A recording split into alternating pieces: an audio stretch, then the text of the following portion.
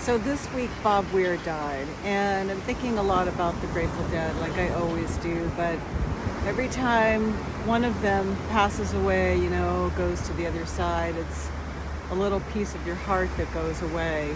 And it's certainly that way. Bobby was, the one of the founding members of the band, and the band would not have existed without him. It's just that simple.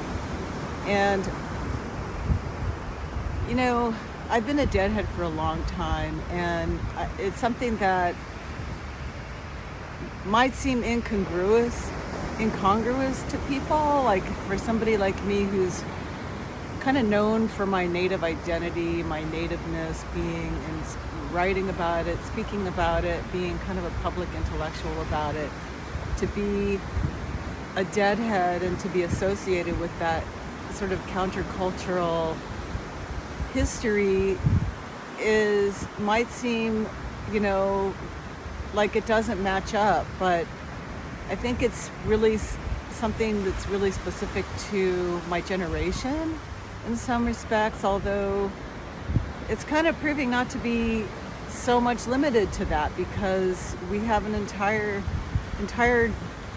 at least two generations now since the Grateful Dead started in 1965. It's 60 years now. They literally had their 60-year anniversary last year, just before Bobby's passing, and so you have people who were original Deadheads, and then their children now, whole new generations that have not even ever gotten to see the Grateful Dead, but have only seen tribute bands or Dead and Company or other kinds of spin-off bands, and yet there's something about it that it resonates for them. It gets into their heart, it gets into their soul, like it does for the older generation of people. And that's certainly how it was for me. And all the years of trying to explain why the music was so important to me, why it caused me to go to over 100 shows over the years, and that was just before Jerry died in 1995. So I got to see the Dead and their various spin-off bands for many years before Jerry died, and it was really this, in many ways, the center of kind of my existence. I mean, maybe that sounds kind of extreme to say, but anybody who knows me kind of knows that about me, that I spent as much time as I could going to shows, and all of my friendships were centered around our love for the Grateful Dead. And I had decades long friendships that were often rooted in that. But as I've grown older and my life has changed and evolved, and I've gone into Native studies and gone really deep in my culture, I really think a lot about, like, what is the Grateful Dead's music? What is it that they represent? And it's often referred to as Americana. It's really a blend of different musical traditions. They started out as a bluegrass band when they were the Warlocks. They introduced elements of jazz, and certainly improvisational jazz. That's what made them, they were a jam band, they were one of the very first jam bands in that genre, and that didn't follow any rules. And they made up their own rules. They kind of started an entire genre of music that other bands have followed, and them and like the Allman Brothers, and they were their own. They were so unique, and it was something that either like you got it in your soul and in your heart, or you didn't. Either it clicked with you or it didn't. And like Garcia once said that, I think it was Garcia, maybe Bobby was one of the two, that said the Grateful Dead are like licorice. you either like it or you don't. But if you really do, if you like it, you really, really like it. And I think that relates. Although I'm like not a licorice lover, I really hate licorice, but I get the metaphor. And I'm definitely one of those people. And you hear people trying to define what it is about the music that they love so much. What is it that grips you and keeps you coming back for more, and that becomes the soundtrack of your life. And I mean, I've been into the music since the 70s, and I never even saw them live until 1983, so I was kind of a latecomer. But by 1978, it was the music that got me, and it wasn't the live experience, it wasn't the drugs, it was just that unnameable something that compelled me and wrapped me around itself and kept me coming back. But as I have gotten older and, I've become a scholar and think, I know more about American history and analyze and really listen to the lyrics of some of the songs and this Americana aspect of the music.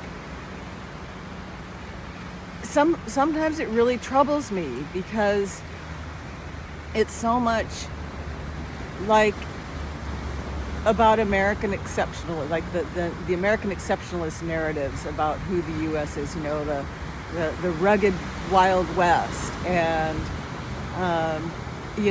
outlaw stories, and Native people are largely absent in these songs, in these lyrics. It really is a celebration. Some of those old cowboy songs are songs about settler colonialism, like full stop. And we can't really deny that. And it's hard. I mean, I've had times where I really had to wrestle with it, and I couldn't even listen to the music for months at a time because it bothered me so much. But I always kept coming back, but at the same time, there was something that was kind of critical about their songs, like kind of in a, I don't know, understated way. Like I think of U.S. blues, and the song is really about, wave that flag, wave it wide and high, and Uncle Sam, that's who I am, been hiding out in a rock and roll band. There's something kind of subversive of that music. It's not just a celebration, like a straight up celebration of American exceptionalism, but we could all relate to it. Our generation was born out of conflict, social conflict during some of the harshest times in American history. In 1965, when the band was born, and then throughout the years as they became more popular, it was during the Vietnam War. It was during the Civil Rights era, when so much was being criticized publicly and openly by an entire generation of young people. And that's what I grew up with. That's how my youth was formed, out of these counter narratives that American youth of that counterculture generation were narrating. And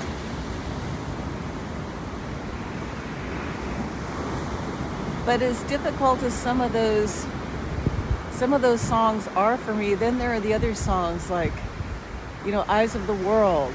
Wake up to find out that you are the eyes of the world. The heart has its beaches, its homelands, and songs of its own. And here I am, I'm sitting on this beach, and that, it just so speaks, it so resonates to my own life as somebody who grew up at the coast in Southern California, with beach culture. And that's just one little thing, but, or like Franklin's Tower, and the words of that song,